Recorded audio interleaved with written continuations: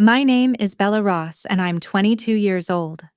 2 weeks ago, I stood on a graduation stage in front of 3,000 people, while my parents, the same people who once refused to pay for my college because I wasn't worth the investment, sat in the front row, with the color draining from their faces.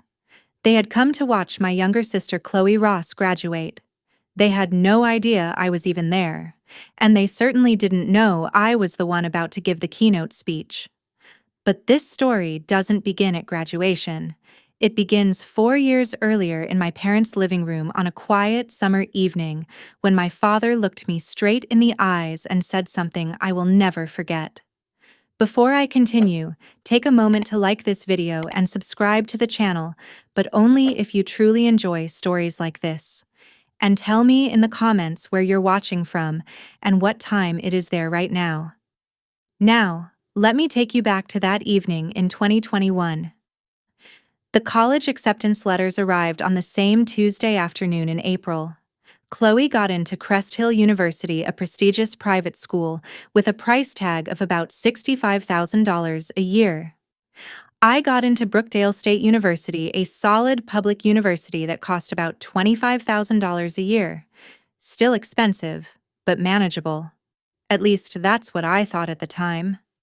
That evening, my dad called a family meeting in the living room. "We need to discuss finances," he said, settling into his leather armchair like a CEO addressing shareholders.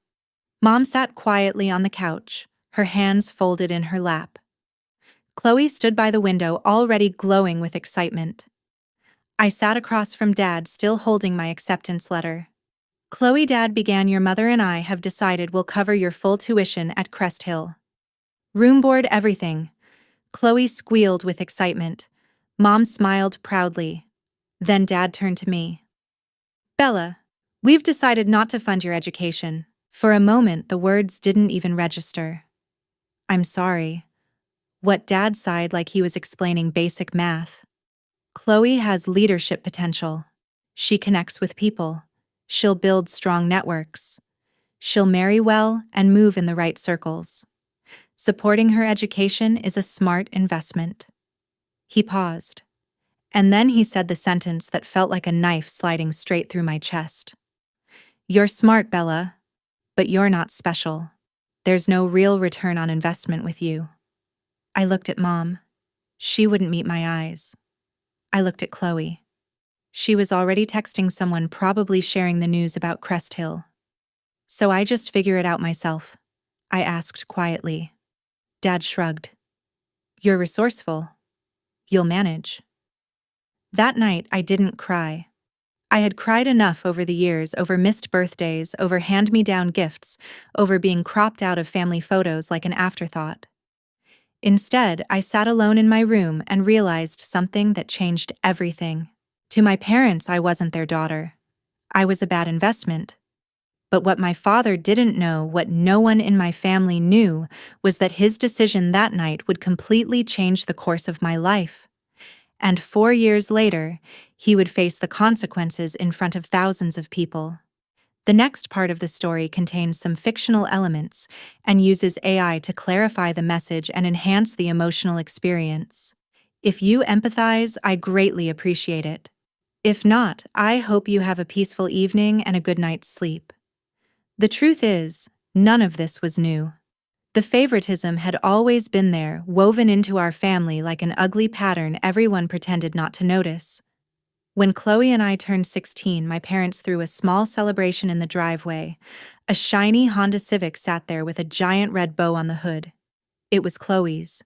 Everyone clapped while she ran toward it, laughing and hugging Dad. Mom took pictures like it was some kind of milestone moment. Later that night, my parents handed me my gift. Chloe's old laptop. The one with the cracked screen and a battery that lasted about 40 minutes before dying. "We can't afford 2 cars," Mom said gently, like she expected me to understand. And I did understand.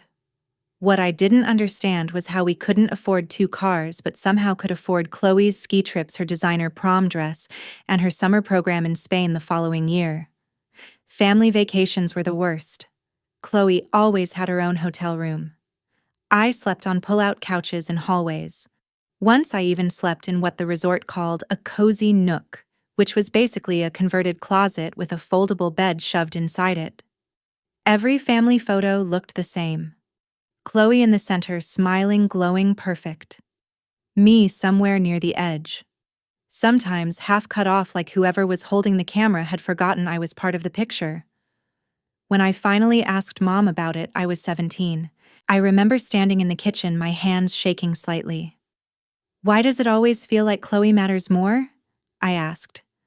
Mom sighed like I had just said something unreasonable. "Bella, sweetheart, you're imagining things," she said. "We love you both the same. But actions don't lie." A few months before the college decision, I walked into the kitchen late at night and noticed Mom had left her phone unlocked on the counter. A message thread with Aunt Carol was open. I shouldn't have read it, but I did. Mom's last message said, "Poor Bella." But Daniel's right. She doesn't really stand out. We have to be practical. Daniel? My father. I stared at the screen for a long time. Then I placed the phone back exactly where it had been and walked quietly to my room. That night, I made a decision. I didn't tell anyone about it. Not because I wanted revenge, because I wanted to prove something to myself. I opened my laptop, the same cracked one Chloe had discarded. The battery icon was already flashing red. I typed into the search bar "full scholarships for independent students." The results loaded painfully slowly. But what I found that night would eventually change everything. At 2 a.m., I sat on my bedroom floor with a notebook, a calculator, and a growing sense of dread. Brookdale State University, $25,000 per year. 4 years, $100,000. Parents' contribution, $0. My savings from summer jobs, $2,300. The gap was enormous. If I couldn't close it, I had exactly 3 options. Option 1, drop out before I even started. Option 2, take on 6 figures of student debt that would follow me for decades. Option 3, attend part-time, stretching a 4-year degree into 7 or 8 years while working full-time just to survive. Every option led to the same ending, becoming exactly what my father believed I was, the daughter who wasn't worth investing in. Every path led to the same place, becoming exactly what my father believed I was, the failure, the bad investment, the daughter who didn't make it. I could already imagine the conversations at future Thanksgiving dinners. Chloe is doing so well at Crest Hill. Bella. Oh. She's still figuring things out. But this wasn't just about proving them wrong. It was about proving myself right. That night, I kept scrolling through scholarship databases until my eyes burned and the screen blurred in front of me. Most of them required recommendation letters, essays, proof of financial need, transcripts, interviews. Some were obvious scams. Others had deadlines that had already passed. Then I found something. Brookdale State University had a merit scholarship program specifically for first-generation and independent students, full tuition coverage, plus a small living stipend. The catch: only 5 students per year were selected. 5. The competition would be brutal. Still, I saved the link. Then I kept scrolling. And that's when I saw the name that would eventually change my life: the Whitfield Scholarship. A full ride, plus $10,000 a year for living expenses, awarded to only 20 students nationwide. I actually laughed out loud. 20 students, in the entire country. What chance did I have? But I bookmarked it anyway, because at that moment I understood something very clearly. I had 2 choices: accept the life my parents had designed for me, or design my own. I chose the second. But to do that, I needed a plan, and I needed it immediately. That summer, I filled an entire notebook. Every page was calculations, every margin was covered in plans. Job number 1, barista at Morning Grind, a small campus cafe. Shift 5 a.m. to 8 a.m. Estimated monthly income $800. Job number 2, weekend cleaning crew for the residence halls. Income $400 per month. Job number 3, teaching assistant for the economics department. If I could get the position, $300 per month. Total monthly income $1,500, about $18,000 per year. Still $7,000 short of tuition. That gap would have to come from scholarships, merit-based ones, the kind you earn, not the kind someone hands to you. I searched for the cheapest housing I could find within walking distance of campus. Eventually, I found a tiny room in a house shared with 4 other students. $300 a month. Utilities included. No parking, no air conditioning, no privacy. It would have to do. Slowly, my schedule formed into something brutal but precise. 5 a.m. Work at the cafe 9 a.m. to 5 p.m. Classes 6 p.m. to 10 p.m. Studying work or TA duties 11 p.m. to 4 a.m. Sleep 4 to 5 hours a night. For 4 years. The week before I left for college, Chloe posted photos from a Cancun trip with her friends. Sunset beaches, margaritas, laughter. I was sitting on the floor of my room packing a thrift store comforter into a secondhand suitcase. Our lives were already moving in completely different directions, and we hadn't even started college yet. But there was one thing that kept me going. Every night before falling asleep, I whispered the same sentence to myself. This is the price of freedom. Freedom from their expectations. Freedom from their judgment. Freedom from needing their approval. At the time, I didn't realize how true those words would become. And I definitely didn't know that somewhere on the Brookdale campus there was a professor who would eventually see something in me that my own parents never could. Freshman year. Thanksgiving. I sat alone in my tiny rented room. My phone was pressed against my ear as I listened to the sounds of home on the other end of the call. Laughter in the background, the clinking of dishes, the warm chaos of a family gathering I wasn't part of. "Hello, Bella?" My mother's voice sounded distant, distracted. "Hi, Mom," I said softly. "Happy Thanksgiving." "Oh. Yes," she replied after a pause. "Happy Thanksgiving, honey." "How are you?" my mom asked. "I'm okay," I said. I hesitated for a moment before asking the question that had been sitting in my throat since the call started. "Is Dad there? Can I talk to him?" There was a pause. Then I heard his voice in the background, muffled but clear enough. "Tell her I'm busy." The words landed like small stones dropping into still water. Mom's voice returned to the phone, suddenly brighter, too bright. "Your father's just in the middle of something," she said quickly. "Chloe was just telling the funniest story." "It's fine, Mom," I said quietly. There was another small pause. "Are you eating enough?"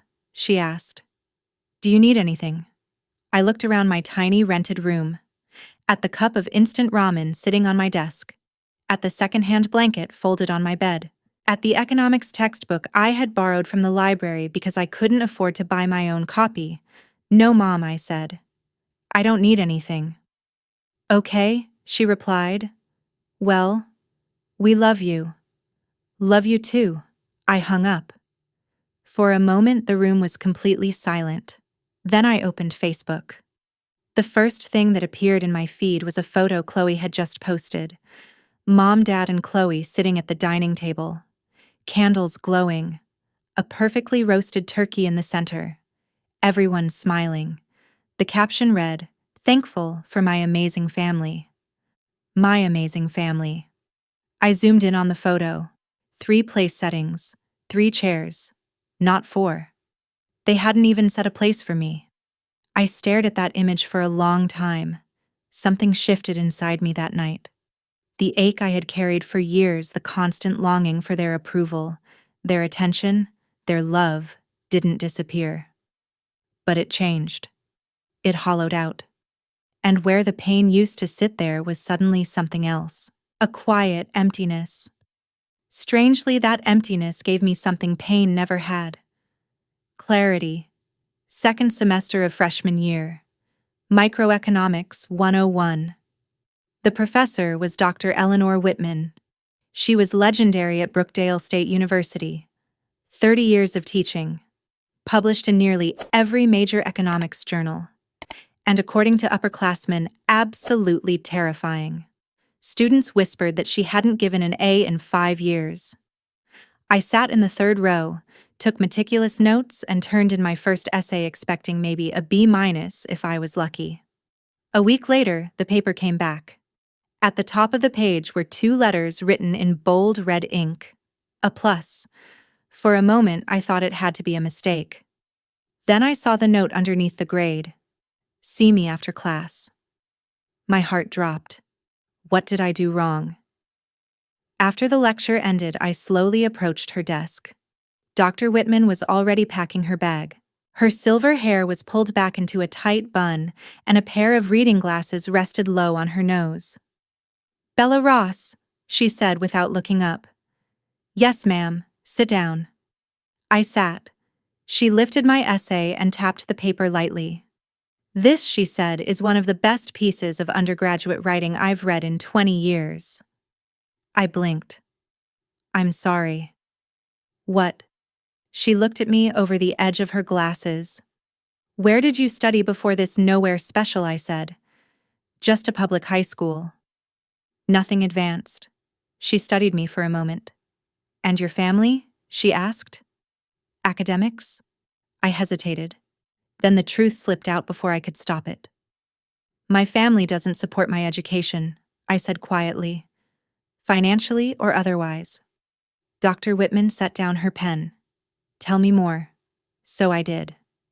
For the first time in my life, I told someone the whole story. The favoritism, the rejection, the 3 jobs, the 4 hours of sleep, the nights of ramen and library textbooks. All of it. When I finished, the room was silent. Dr. Whitman sat back in her chair, thinking. Finally, she said something that would change the entire direction of my life. "Have you heard of the Whitfield Scholarship?" I nodded slowly. "I've seen it," I said. "But it's impossible." 20 students nationwide, she said calmly. Full ride, living stipend. And the recipients at partner universities deliver the commencement address at graduation. She leaned forward slightly. "Bella, you have extraordinary potential." I didn't respond, because I had never heard those words directed at me before. "But potential means nothing," she continued, "if no one sees it." She paused. "Let me help you be seen." The next 2 years blurred into a relentless rhythm. Wake up at 4 a.m., coffee shop shift by 5, classes by 9, library until midnight. Sleep. Repeat. I missed every party, every football game, every late-night pizza run in the dorms.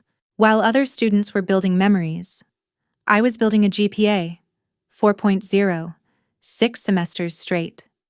But there were moments I almost broke. Moments when the exhaustion felt like it might swallow me whole. Once during a morning shift at Morning Grind, I fainted behind the counter. 1 second I was steaming milk. The next I woke up on the floor with my manager kneeling beside me and someone pressing a cold towel against my forehead. At the clinic later that day, the doctor didn't seem surprised. "Exhaustion," he said. "And dehydration." I nodded like it was no big deal. I went back to work the very next morning.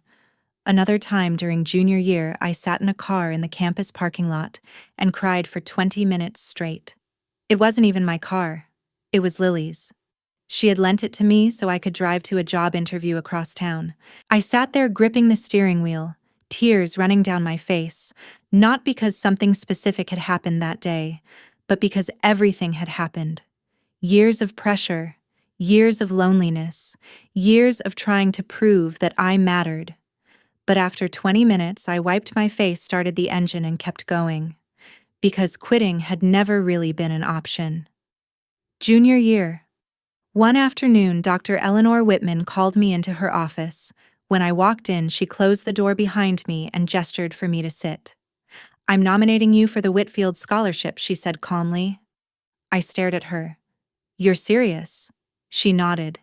"The application includes 10 essays, 3 rounds of interviews and an extensive background review," she said. Then she paused. "It will probably be the hardest application process you've ever gone through." Another pause. "But you've already survived harder things." She wasn't wrong. The application process consumed the next 3 months of my life. Essay after essay. Questions about resilience, leadership, vision, and purpose. Phone interviews with panels of professors I had never met. Reference letters. Academic evaluations. Background checks. There were nights I worked on those essays until 2 in the morning, then woke up 3 hours later for my cafe shift. Somewhere in the middle of that process, Chloe texted me. It was the first message she had sent in months. "Mom says you don't come home for Christmas anymore. That's kind of sad." TBH. I stared at the message for a moment. Then I flipped my phone face down on the desk and went back to my essay. The truth was simple. I couldn't afford a plane ticket home. But even if I could, I wasn't sure I wanted to go. That Christmas I sat alone in my tiny rented room. A cup of instant noodles on my desk. A tiny paper Christmas tree Lily had folded out of green construction paper and taped to the wall. No family, no presents, no arguments, no pretending. And strangely, it was the most peaceful holiday I had ever experienced. The email arrived at 6:47 a.m. on a Tuesday morning in September of my senior year. The subject line read, "Whitfield Foundation, Final Round Notification." My hands were shaking so badly I could barely scroll.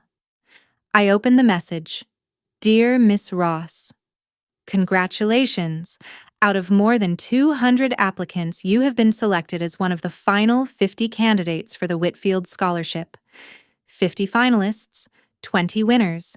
That meant I had roughly a 40% chance, if everything were equal. But things were never equal." The final interview would take place in person at the Whitfield Foundation headquarters in New York City. On a Friday, 800 miles away. I opened my banking app. Balance $847. A last-minute flight would cost at least $400. A hotel would take the rest. And my rent was due in 2 weeks. I stared at the screen for a long time. Then I slowly started to close my laptop. Just as someone knocked on my door. Bella Lily called. "You okay?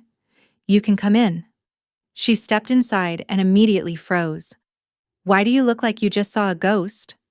I turned the laptop toward her. She read the email. Then she screamed. Actually screamed. "You're going, Lily. I can't afford bus ticket." She interrupted. $53. Leaves Thursday night. Gets to New York Friday morning. I can't ask you to loan me money." "You're not asking," she said firmly. "I'm telling." She grabbed my shoulders. "Bella, this is your moment. You don't get another one." So I took the bus. 8 hours overnight. When I arrived in Manhattan at 5 a.m., my neck was stiff, my eyes burned from lack of sleep, and I was wearing a borrowed blazer from a thrift store. The Whitfield headquarters building looked like something out of a magazine. Glass walls, marble floors. The waiting room was full of polished candidates, designer bags, tailored suits, parents hovering nearby. Everyone looked confident, prepared, like they belonged there. I looked down at my secondhand blazer and my scuffed shoes. For a moment, a single thought echoed in my mind. I don't belong here. Then I remembered what Dr. Whitman had told me. You don't need to belong. You need to prove you deserve to. So I lifted my head and walked into the interview room. 2 weeks later, I was walking across campus toward my 5 a.m. shift at Morning Grind when my phone buzzed in my pocket. Subject: Whitfield Scholarship Decision. I stopped walking in the middle of the sidewalk. A cyclist swerved around me and shouted something angry, but I didn't even hear the words. My entire world had narrowed to the screen in my hand. Slowly, I opened the email. "Dear Ms. Ross, we are pleased to inform you that you have been selected as a Whitfield Scholar for the class of 2025. I read the sentence once. Then again. Then a third time. By the fourth time, my vision was already blurring. I sat down on the curb right there on the sidewalk outside Morning Grind and started crying. Not quiet tears. Not the polite kind you wipe away quickly. These were messy, uncontrollable sobs that made strangers stare as they walked past. 3 years of exhaustion. 3 years of loneliness. 3 years of grinding determination poured out of me all at once. I had done it. I was a Whitfield scholar. Full tuition. $10,000 a year for living expenses. And the opportunity to transfer to any partner university in the Whitfield network. That night, Dr. Eleanor Whitman called me personally. "Bella," she said the moment I picked up. "I just received the notification. I'm so proud of you." "Thank you," I said quietly. "For everything?" There was a brief pause on the line. "There's something else you should know," she added. "The Whitfield program allows recipients to transfer to one of its partner universities for their final year." I sat up straighter. "Okay. One of those schools," she continued, "is Crest Hill University." Crest Hill. Chloe's school. My heart skipped. "If you transfer," Dr. Whitman continued, "you would graduate under their honors program. And traditionally, the Whitfield scholar at each partner institution delivers the commencement address." For a moment, I couldn't breathe. "Bella," she said gently, "you would likely graduate as valedictorian. You'd be the one speaking at graduation." I leaned back against the wall and closed my eyes. In my mind, I suddenly saw the image clearly. My parents sitting in the audience, proud, excited, completely focused on Chloe's big day, completely unaware that I was there too. "I'm not doing this for revenge," I said quietly. "I know you're not," Dr. Whitman replied. "I'm doing it because Crest Hill has the better program for my career." "I know that too," she said. Then she paused. "But if certain people happen to see you shine, that's just a bonus." I smiled slightly. That night, I made my decision. And I told no one in my family. 3 weeks into my final semester at Crest Hill University, it finally happened. I was sitting in the third-floor library tucked into a corner study carrel with my constitutional law textbook open in front of me. The afternoon sun was coming through the tall windows. The room was quiet. Then I heard a voice behind me. "Oh my God. Bella." My stomach dropped instantly. I turned slowly. And there she was. Chloe Ross. "Oh my God. Bella." I looked up from my book. Chloe stood about 3 feet away from my desk holding a half-empty iced latte. Her mouth was slightly open, her eyes wide with disbelief, like she had just seen something impossible. How are you?" What, she couldn't even finish the sentence. I calmly closed my book and placed my pen on top of it. "Hi, Chloe. You go here," she said finally. "Since when Mom and Dad didn't say anything? Mom and Dad don't know." She blinked. "What do you mean they don't know?" "Exactly what I said," I replied. "They don't know I'm here." Chloe slowly set her coffee down on the table beside my books, still staring at me like I had materialized out of thin air. "But," how she said.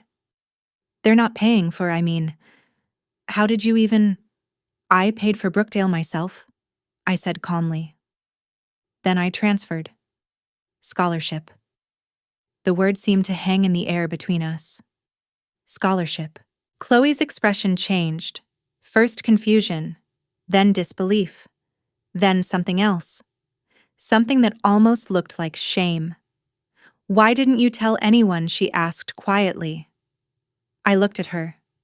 My sister. The one who had received everything I had been denied. The one who had never once in 4 years asked how I was surviving. "Did you ever ask?" I said. Her mouth opened slightly, then closed again.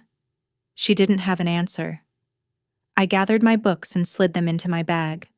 I need to get to class. "Bella, wait." She reached out and grabbed my arm. "Do you hate us?" she asked softly. "The family." I looked down at her hand gripping my sleeve. then back at her face. "No," I said quietly. "You can't hate people you've stopped caring about." I gently pulled my arm free. Then I walked away. That night, my phone lit up with notifications. Missed calls. Texts. More missed calls. Mom. Dad. Chloe. Over and over again. I silenced the phone and placed it face down on the table. Whatever was coming next would happen on my terms, not theirs. Chloe called them that same night. I know because she told me later, long after everything had settled. "She's here," Chloe had said the moment she walked into her apartment. "Bella is at Crest Hill. She's been here since September." According to Chloe, there was complete silence on the other end of the line for nearly 10 seconds. Then my father's voice. "That's impossible. She doesn't have the money." "She said scholarship," Chloe replied. "What scholarship?" Dad scoffed. "She's not scholarship material." "Dad, I saw her in the library. She's really... I'll handle this." My father called me the next morning. It was the first time he had dialed my number in 3 years. "Bella," he said the moment I answered. "We need to talk. About what Chloe says you're at Crest Hill. You transferred without telling us." "I didn't think you'd care," I said. There was a pause. "Of course I care," he said sharply. "You're my daughter." "Am I?" The words came out flat. Not angry, not bitter, just factual. "You told me I wasn't worth the investment," I continued calmly. "Remember silence, Bella." That was 4 years ago," he said finally. In the living room I replied, "You said I wasn't special, that there was no return on investment with me." Another long pause. "I don't remember saying that," he muttered. "I do." More silence. Finally, he cleared his throat. "Well, we'll discuss this in person. When?" "At graduation. We're already coming for Chloe's ceremony." He paused. "And I assume you'll be there. I'll see you there, Dad." Then I hung up. He didn't call back. That night, I sat in my small apartment. The one I had paid for myself. With money I had earned. And I thought about that conversation. Either he truly didn't remember what he said that night 4 years ago, or he had simply decided it didn't matter. Either way, the truth was the same. He had never really seen me. Not as a person, not as his daughter, not as someone worth believing in. But in 3 months, he would. And when that moment finally arrived, it wouldn't be because I forced him to look. It would be because he couldn't look away. The weeks leading up to graduation passed in a strange, quiet blur. I knew they were coming. Mom, Dad, Chloe. The entire perfect Ross family arriving on campus to celebrate Chloe's big moment. They had already booked a hotel, planned a celebration dinner, ordered flowers for her ceremony. What they didn't know was that the story they were about to witness was much bigger than Chloe's graduation. In 3 months, if you think he will drop a 1 in the comments.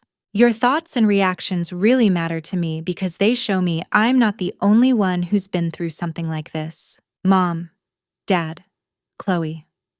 The whole perfect Ross family was about to arrive on campus to celebrate Chloe's big achievement. They had already booked a hotel downtown. They had planned a celebratory dinner. Mom had ordered a bouquet of flowers for Chloe's ceremony. Everything was perfectly arranged for her moment. But they still didn't know the full story. Chloe had told them I was attending Crest Hill University, but that was all she knew. She didn't know about the Whitfield Scholarship. She didn't know about the Valedictorian honor. And she definitely didn't know that I had been asked to deliver the commencement address. A week before graduation, Dr. Eleanor Whitman called to check in. She had already arranged to travel to Crest Hill for the ceremony. "I wouldn't miss this," she said warmly. Then she asked a question.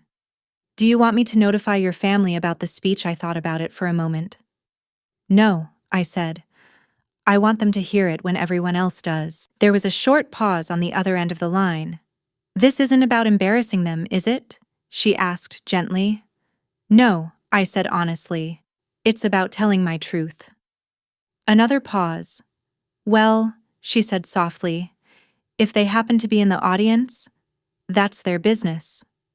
Lily drove up the day before the ceremony. She insisted on helping me pick out a dress. It was the first brand new piece of clothing I had bought in 2 years that didn't come from a thrift store. Navy blue. Simple. Elegant. When I stepped out of the dressing room, Lily stared at me and smiled. "You look like a CEO," she said. "I feel like I'm going to throw up," I replied. She laughed. "Honestly, same thing. The night before graduation, I couldn't sleep. Not exactly from nerves. Something else." I kept asking myself the same question over and over again. What will I feel when I see them? Would the old pain come rushing back? Would I suddenly want them to hurt the way I had hurt for years? Would all those memories come flooding back at once? I stared at the ceiling until 3 a.m. searching for answers. And eventually, I found one. I didn't want revenge. I didn't want them to suffer. I just wanted to be free. And tomorrow, one way or another, I would be. Before I continue, I want to pause for a second. If you've ever been underestimated by your own family, if you've ever had to work twice as hard just to get half the recognition, type same in the comments. I genuinely want to know how many of us have lived through something like this. And if you're enjoying the story so far, hit the like button. It really helps more people find stories like this. Now let's go back to graduation morning. May 17th. Bright sun. Perfect blue sky. The kind of weather that felt almost ironic. Crest Hill University's stadium could hold 3,000 people. By 9 a.m., it was nearly full. Families poured through the gates carrying flowers, balloons, and cameras. The air buzzed with excited conversations and proud laughter. I arrived early, slipping quietly through the faculty entrance. My graduation regalia looked slightly different from the other students.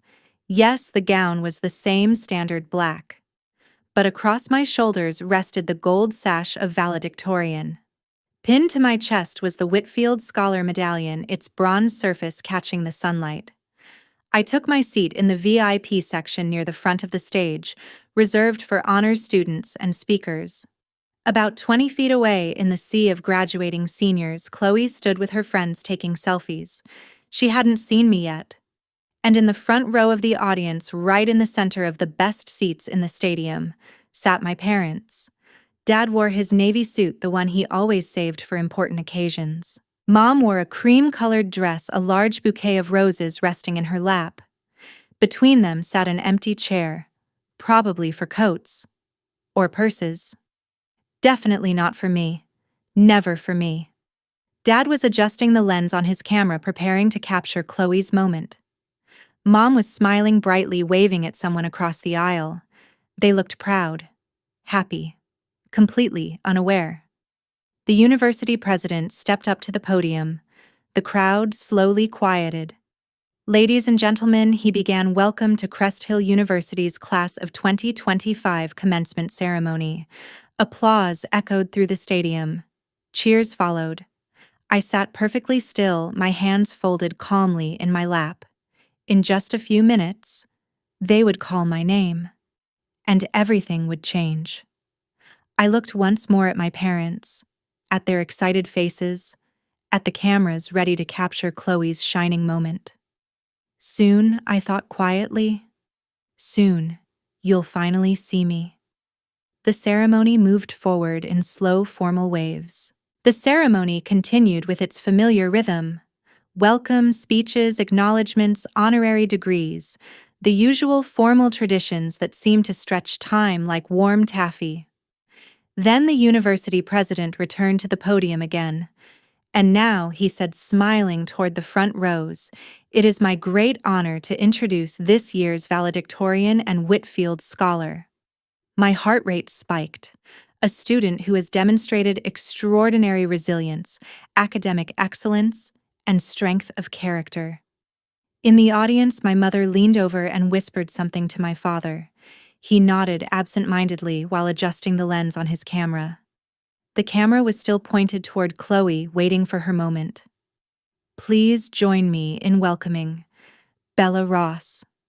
For one suspended moment, nothing happened. Then I stood. 3,000 pairs of eyes turned toward me. I walked toward the podium, the sound of my heels echoing softly across the stage floor. The gold sash draped across my shoulders moved gently with each step. The Whitfield medallion glinted in the sunlight against my chest. And in the front row, I watched my parents' faces change. My father's hand froze on his camera. My mother's bouquet slipped sideways in her lap. First came confusion. Who is that? Then recognition. Wait, is that? Then shock. It can't be. Then nothing but pale, stunned silence.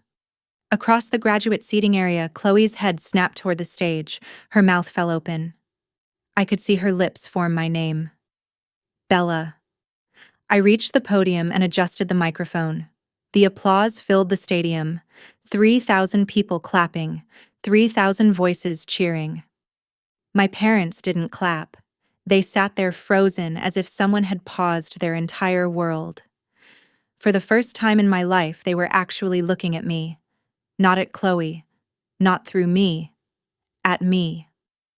I waited until the applause softened. Then I leaned forward slightly and began to speak. Good morning, everyone. My voice sounded calm, steady. 4 years ago, someone told me I wasn't worth the investment. In the front row, my mother's hand flew up to cover her mouth. My father's camera hung uselessly at his side. I was told I didn't have what it takes. My voice carried across the stadium through the speakers, steady as a heartbeat. I was told to expect less from myself, because other people expected less from me. The entire stadium fell silent. 3,000 people listening, so I learned to expect more. I spoke about the 3 jobs, the 4 hours of sleep, the instant ramen dinners and borrowed textbooks. I spoke about what it meant to build something from nothing, not because you wanted to prove anyone wrong, but because you needed to prove yourself right.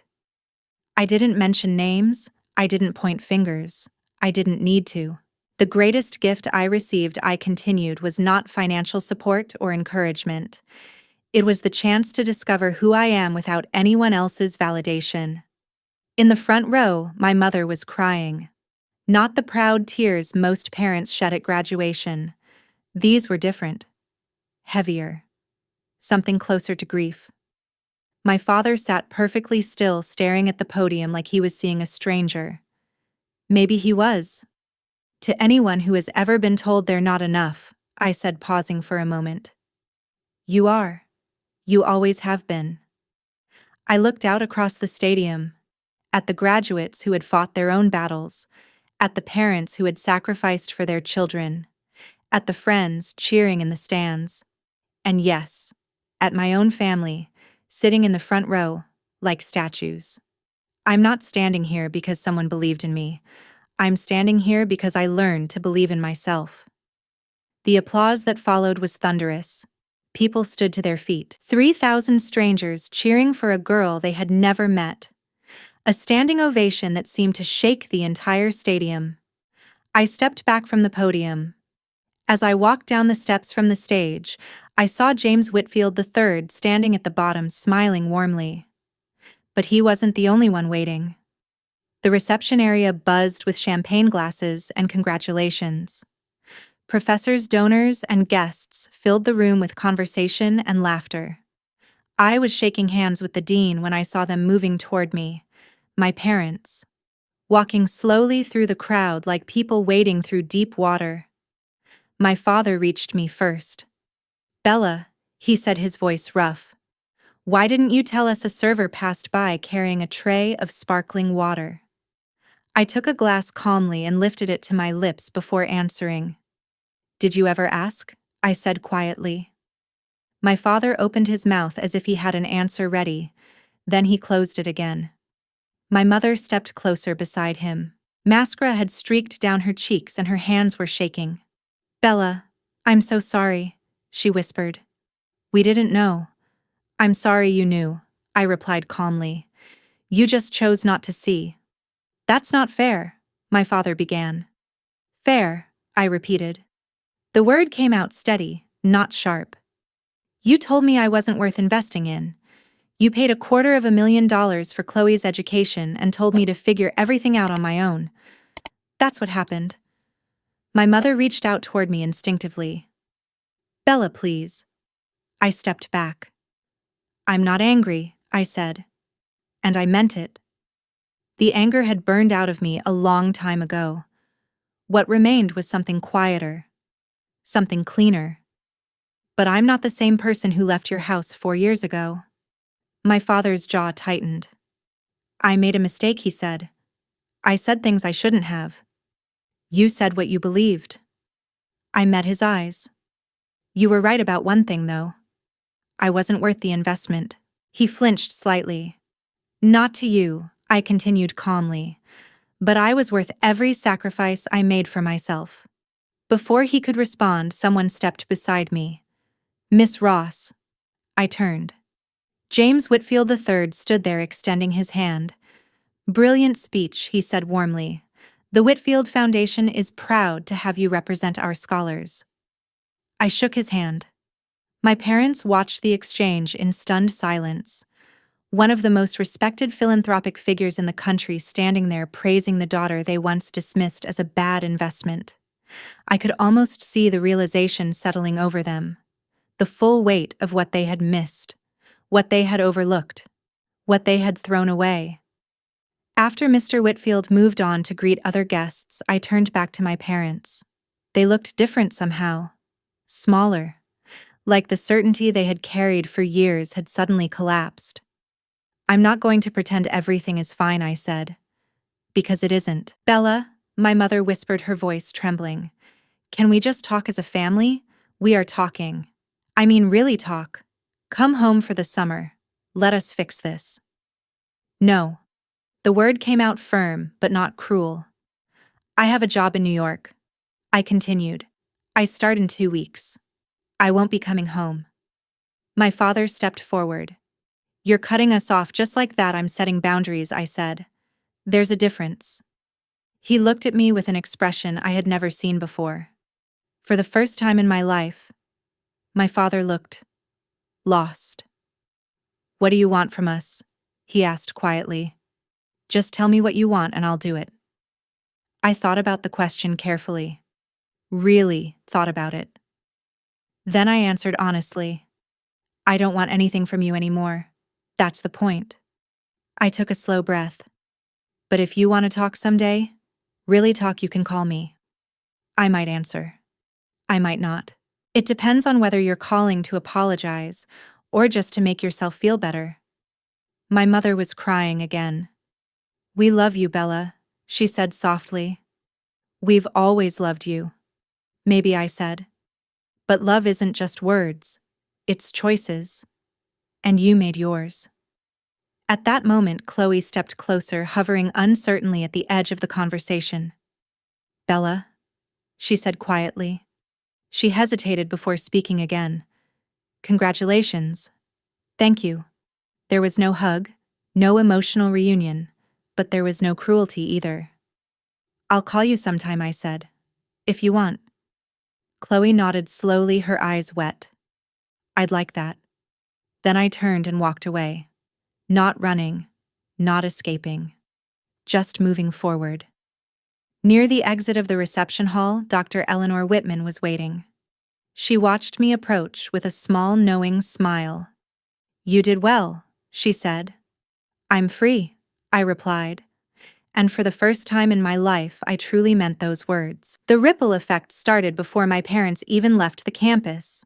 Standing in the reception area, I could already see it happening. I watched the realization spread slowly through the reception crowd. Family, friends, acquaintances, people from my parents' social circles all began connecting the pieces. Mrs. Patterson from the country club approached my mother first. Diane, she said warmly. I had no idea Bella went to Crest Hill. And a Whitfield scholar, too. You must be so proud. My mother forced a smile. Yes, she said softly. We're very proud. Mrs. Patterson laughed lightly. How on earth did you keep that a secret? If my daughter had won something like that, I'd have it on billboards.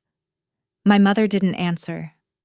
Over the following weeks, the questions only multiplied. My father's business partners began mentioning me in conversations. I saw your daughter's speech online, one of them said during a dinner meeting. Incredible story. You must have pushed her really hard to succeed. My father couldn't tell them the truth. That he had done the opposite. 3 days after graduation, Chloe called me. Mom hasn't stopped crying, she said quietly. And Dad barely talks anymore. He just sits there most evenings. I'm sorry to hear that, I replied. There was a pause on the line. Are you? Chloe asked. I thought about the question for a moment before answering. I don't want them to suffer, I said honestly. But I'm not responsible for their feelings either. More silence. Then Chloe spoke again. Bella? I'm sorry. You don't have to apologize, I said. I should have asked? She continued. I should have paid attention. I was so focused on my own life that I didn't even notice what was happening to you. I knew you didn't notice, I said calmly. You had no reason to.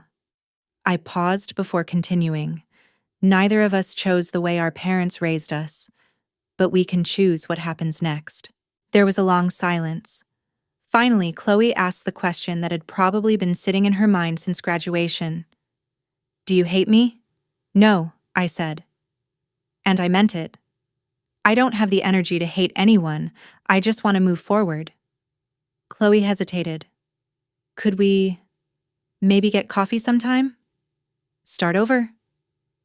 I thought about my sister for a moment, the girl who had been given everything growing up and still somehow ended up empty-handed in a different way. Yeah, I said finally. I'd like that. 2 months after graduation, I stood inside my new apartment in Manhattan. It wasn't much. A small studio, one window facing a brick wall, a kitchen barely larger than a closet. But it was mine.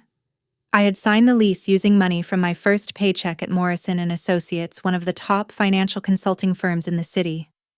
The job was entry-level, long hours, a steep learning curve, and I had never been happier. One Saturday morning, Dr. Eleanor Whitman called. How's the big city treating you? She asked. Exhausting, I said. Exciting. Pretty much everything people warned me it would be. She laughed softly. That sounds about right. Then her voice softened. I'm proud of you, Bella. I hope you know that. I do, I said. And thank you for everything. Lily came to visit the following weekend. She walked into my studio, looked around, and nodded thoughtfully. Well, she said, it's exactly as small and depressing as I imagined. Then she wrapped me in a hug so tight I could barely breathe. You did it, Bella, she said. You actually did it. One evening, a few weeks later, I found a letter in my mailbox. Handwritten. 3 pages long. My mother's familiar looping handwriting. I sat at my small kitchen table and opened it. The first line read, Dear Bella, I don't expect you to forgive us. I'm not sure I would if I were you. She wrote about regret, about the countless small moments where she had failed me without even realizing it, about watching me on that stage and suddenly realizing she was looking at a stranger who was also her daughter. I know I can't undo what happened, she wrote. But I want you to know something. I see you now. I see who you've become. And I am so sorry I didn't see you sooner. I read the letter twice, then I folded it carefully and placed it inside the top drawer of my desk. I didn't reply. Not yet. Not because I wanted to punish her, but because I needed time to decide what I actually wanted to say, if anything. For the first time in my life, the choice was mine. Before I finish the story, I want to ask you something. If you were in my position, would you forgive your parents? Type yes in the comments if you would forgive them. Type no if you wouldn't. Or type maybe if, like me, you'd need time. Your opinions matter more than you think, and I read every comment. And if you haven't subscribed yet, now is a great moment to do it, because there are many more stories like this coming. Alright, here's how everything finally turned out. Part 12. I used to think love was something you earned, that if I studied harder, worked longer, achieved more, eventually my parents would look at me and finally see someone worth believing in. I believed their approval was waiting somewhere at the finish line of an invisible race. 4 years of struggle taught me something very different. You cannot force someone to love you the right way. You cannot earn what should have been given freely. And you cannot spend your entire life waiting for someone else to notice your worth. At some point, you have to notice it yourself. When I look at my life now, my small apartment in Manhattan, my job, the friends who stood beside me when my own family didn't, I realize something important. I built this. Every piece of it. Not out of anger, not out of revenge, but out of necessity.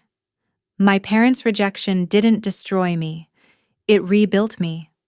The girl who sat quietly in that living room 4 years earlier, desperate for her father's approval, doesn't exist anymore. In her place stands a woman who knows exactly what she is worth, a woman who no longer needs anyone else to confirm it. Some nights I still think about those years, the family dinners I wasn't invited to, the holiday photos where my face was missing, the $250,000 my parents spent on Chloe's education while I ate ramen in a rented room and counted every dollar. It still hurts sometimes. I don't think that kind of hurt ever disappears completely, but it no longer controls me, and that is the difference. It took me years to understand something about forgiveness. Forgiveness is not about letting someone escape responsibility. It is about releasing your own grip on the pain. I'm not fully there yet, but I'm working on it. And for the first time in my life, I'm working on it for myself. Not to make anyone else comfortable, not to keep the peace. Just for me. 6 months after graduation, my phone rang one evening. The caller ID said one word: Dad. I almost let it go to voicemail. Almost.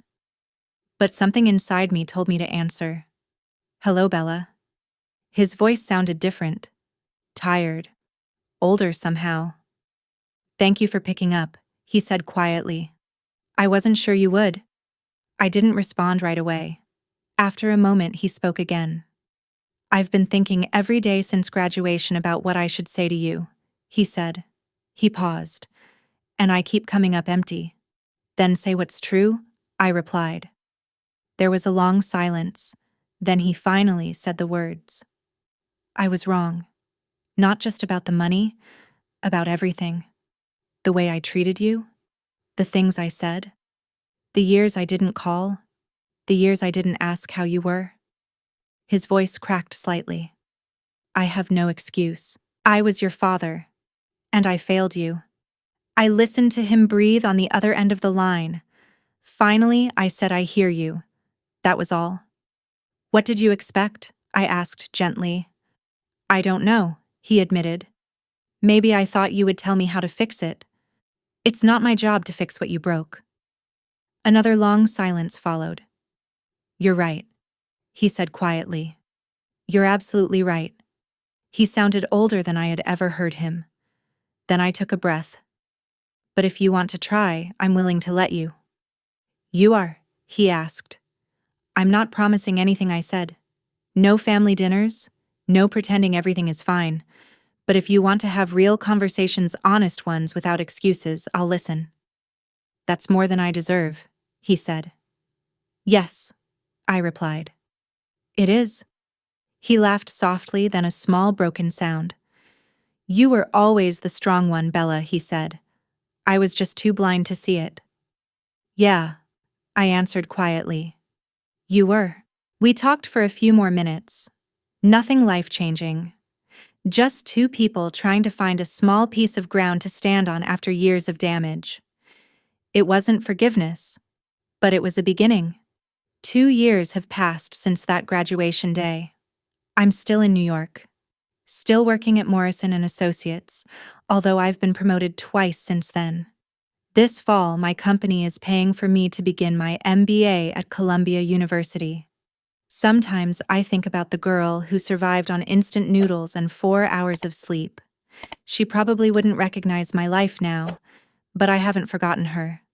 I carry her with me every day. Chloe and I meet for coffee about once a month now. It's awkward sometimes. We're learning how to be sisters as adults, which is strange because we never really learned how to be sisters as children, but she's trying. I can see that. I'm sorry I didn't notice she told me during our last coffee meeting. All those years I was focused on everything I was getting. I never once asked what you weren't. I know, I said. How do you not hate me? She asked quietly. Because you didn't create the system, I told her. You just benefited from it. Last month my parents came to visit me in New York. It was the first time they had ever seen my life here. It was uncomfortable, awkward. Dad spent half the visit apologizing. Mom spent the other half crying, but they came. They stood at the door of the life I built without them. And that meant something. I'm not ready to call us a family again. That word still carries too much history, but we are something. Something unfinished. Something still being rebuilt. Last month, I wrote a check to the Brookdale State Scholarship Fund. $10,000. Anonymous. For students who have no financial support from their families. When I told Lily, she cried.